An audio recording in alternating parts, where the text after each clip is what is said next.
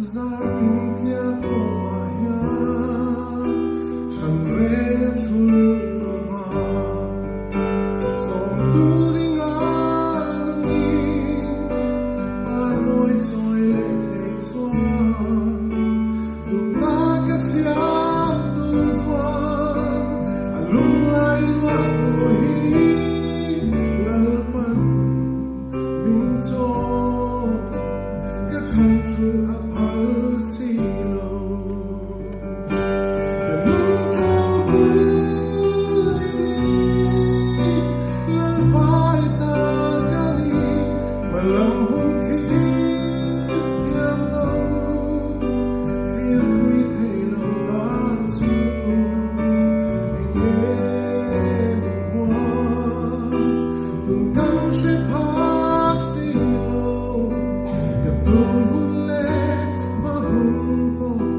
Lalpa nang inay ro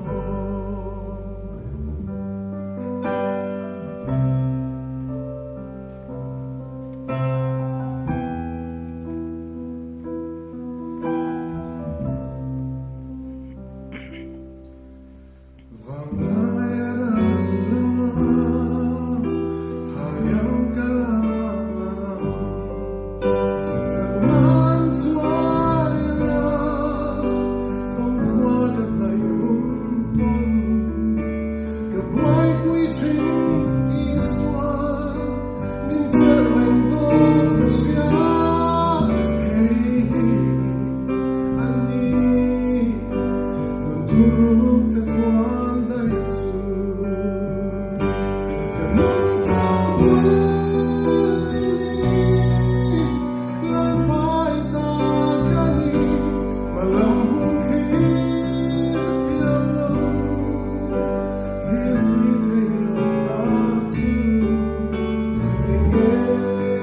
mình ngoan Tuần căng sẽ phát silo Ka tung hun le ma hun po Lalpa nang inay ro Ka nung trabulini